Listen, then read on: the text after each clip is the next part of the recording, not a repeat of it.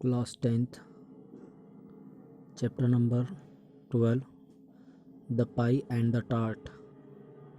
Class 10वीं का हम आज चैप्टर नंबर 12 समझेंगे, जिसका नाम है the pi and the tart. यहाँ पर पाई और टार्ट चैप्टर को पढ़ने से पहले मैं बता दूं कि पाई और टार्ट दोनों ही खाने की स्वीट डिशेस होती है। इनका इमेज यहाँ पर दिया जा रहा है। इसको पाई कहते हैं जो आप देख रहे हो, और ये केक जैसा इसको टार्ट कहा जाता है। तो इन दोनों से रिलेटेड हमारा चैप्टर है। अब यहाँ हम देखेंगे कि पाई और टार्ट का इस स्टोरी में, इस ड्रामा में, इस चैप्टर में क्या रोल है। इसके पहले हम यहाँ पर इस चैप्टर के बारे में थोड़ा सा देखेंगे कि एक्चुअल में जो चैप्टर है वो है क्या। So friends, without wasting time, let's start the chapter. I am going to read about the lesson. Please understand, and we will discuss about the characters. This humorous means होता है comedy. Humorous play is about two thugs of Paris, Pyre and Jean. Both of them are suffering from cold as well as hunger. ये जो एक comedy play है जो कि gene और Pierre के बारे में, पेरिस के दो प्रमुख ठग जो थे जिनका नाम था जीन और पायरे के बारे में है। वे दोनों ही ठंड से और साथ ही साथ भूख से पीड़ित हैं। They make a plan to trick Gaultier, an owner of a cake shop. वे दोनों एक केक की दुकान का जो मालिक होता है, जिसका नाम गाल्टियर होता है, उसको ठगने की योजना बनाते हैं। First they manage to rob Gaultier and his wife Marian of an LP. पहले वह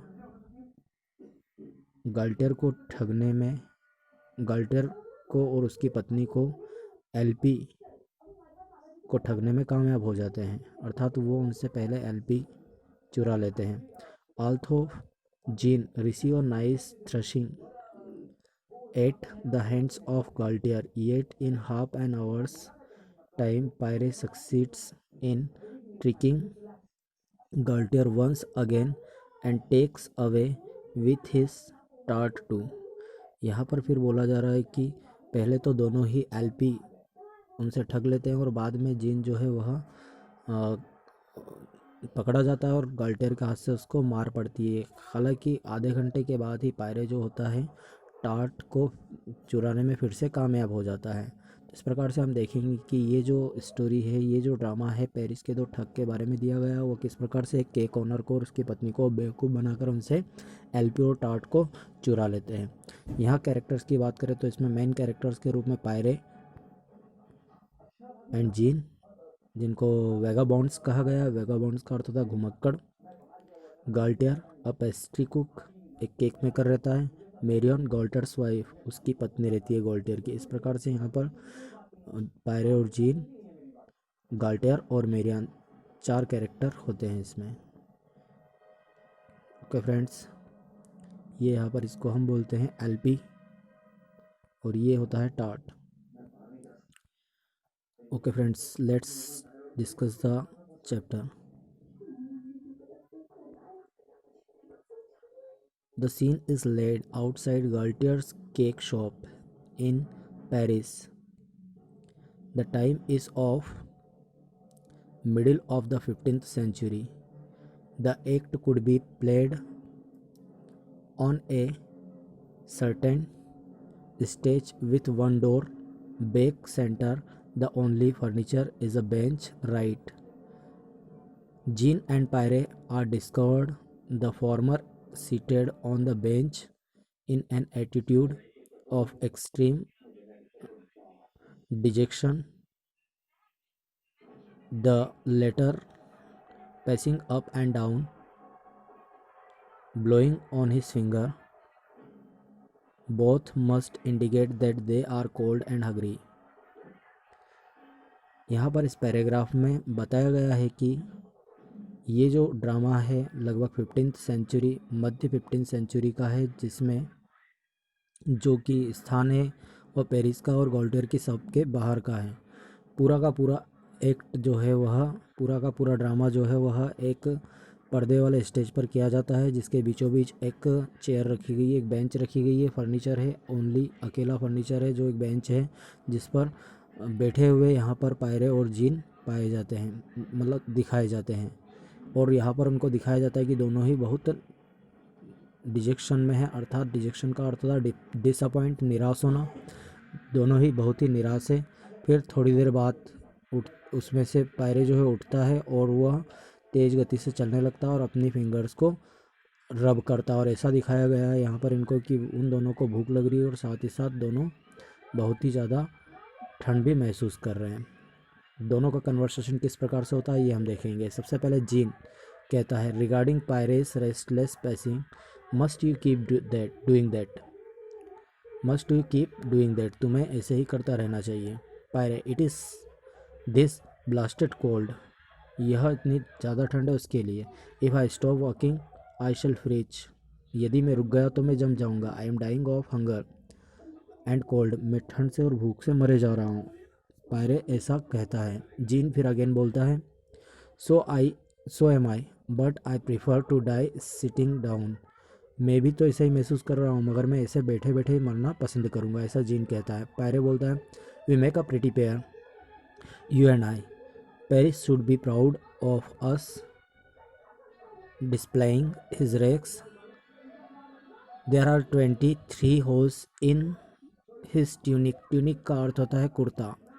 I know because I counted them this morning, that's only uh, reckoning the ones that let the wind through, no doubt there are others, full stop, but left that pass। यहाँ पर जो paragraph बोला गया है इसमें कहा जा रहा है कि पायरे जो है वह कहता है कि तुम और मैं, हम दोनों मिलकर एक प्रिटी पेयर है, बहुत ही सुंदर जोड़े हैं। पेरिस जो है हम जैसे जोड़ों को पाकर बहुत ही गर्व महसूस करता है। उसका जो फटा हुआ कुर्ता है उसको दिखाते हुए कहता है, उसको हिलाते हुए कहता है कि देखो इसमें कितने 23 होल्स हैं, मेरे कुर्ते में 23 छिद्र है। आई नो बिकॉज आई, मैं जानता हूँ क्योंकि आज सुबह ही मैंने इनको गिना है और अच्छे से मुझे पता है एक एक जो होल है उनसे हवा अंदर तक जा रही है। बट लेफ्ट दैट पास, परंतु जो भी हो इसे जाने दो। ऐसे पायरे अपने कुर्ते को, अपनी स्थिति को दिखाता है। जिन बोलता है, the holes in your tunic don't interest me, what I am concern about is the hollow in my stomach, we must live and without a meal. Jean यहाँ कहता है कि मुझे तुम्हारे कुर्ते के छिद्र से कोई मतलब नहीं है, यहाँ तो मैं केवल मेरे पेट में जो बहुत बड़ी खाड़ी पड़ गई है, खाली जगह हो गई है, उसके बारे में चिंतित हूँ। अर्थात मुझे जो भूख लग रही है मुझे उसकी चिंता है। हमें जीने के लिए हमें जीना चाहिए और उसके लिए खाना ज़रूरी है, अर्थात हम बिना भोजन के जी नहीं पाएंगे। पायरे बोलता है, that's what I said to जज Gaston when I pinched last month for begging. Pierre बोलता है, बिल्कुल ऐसा ही मैंने भी कहा था जब मैं भीख मांग रहा था और मुझे जज ने मेरी इस बात को लेकर खिंचाई की थी, तो मैंने भी उससे सेम यही कहा था, ऐसा पायरे कहता है। अर्थात अभी तक हमने जो पढ़ा इसमें हमने देखा कि जीन और पायरे का डिस्कशन होता है, उनका कन्वर्सेशन होता है। कन्वर्सेशन में वो अपनी स्थिति को लेकर बहुत ही चिंतित है। यहाँ पर ऐसा प्रतीत हो रहा है जैसे कि दोनों भूख से और ठंड से मरे जा रहे हों। अब हम देखते हैं इसका अगला पैराग्राफ। जीन ऐसी बात सुनकर कहता है, सेड वॉट, क्या कहा, कहो, मुझे बताओ क्या हुआ था जज के साथ। पायरे बोलता है, asked me why did it, तुमने भीख क्यों मांगी। एंड आई सेड, मैंने कहा, well you honour I must live.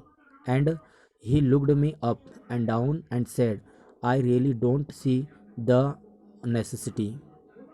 Pierre से जब पूछा जाता है जीन के द्वारा कि क्या हुआ था मुझे भी बताओ, तो पायरे यहाँ बोलता है कि मैंने जज को भी ऐसा कहा था कि जीने के लिए खाना आवश्यक है। जब मैंने उसे ऐसा कहा तो जज ने ऊपर से नीचे तक मुझे देखा और कहा कि तुम्हें जीने की कोई आवश्यकता नहीं है। जीन बोलता है, अ वेज दैट जज,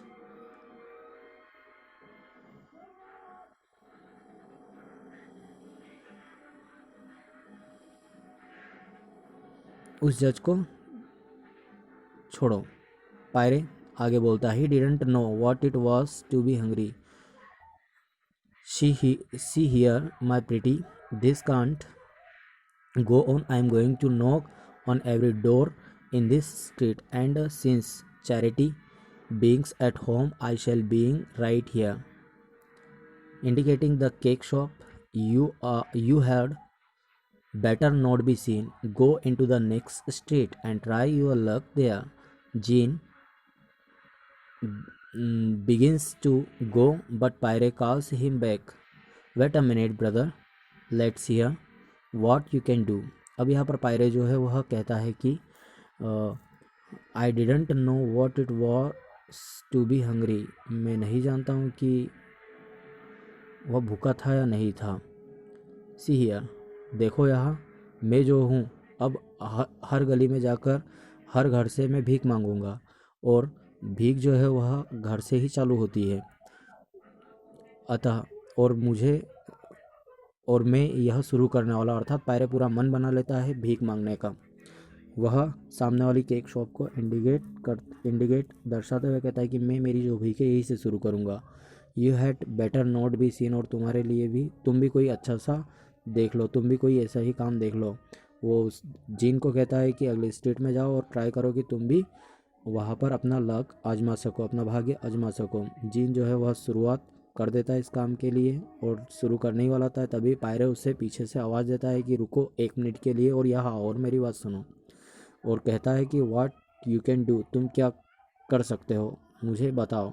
अर्थात पायरे जो होता है वह बोलता है कि हमें अगर खाना चाहिए तो हमें भीख मांगना पड़ेगा, और मैं भीख मांगने के लिए तैयार हूँ, और तुम भी अगली गली देख लो भीख मांगने के लिए।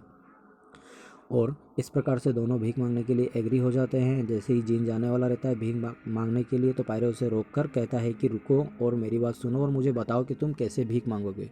तो जीन यहाँ पर एक्ट करता है।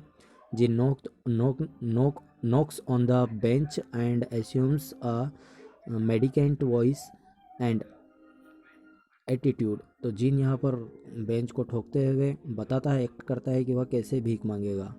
जीन स्टार्ट कर रहा है, जीन बोल रहा है, for the love of saint Agatha and all the blessed cents,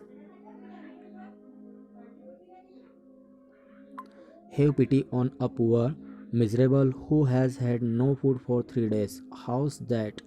यहाँ पर जीन जो है वह एक्ट करके बताता है कि संत अगाथा के स्नेह पर या उनके नाम पर, और जितने भी सेंट्स हैं उनका आशीर्वाद आपको प्रदान होगा, आपको उनका आशीर्वाद मिलेगा यदि तुम मुझ जैसे गरीब भिखारी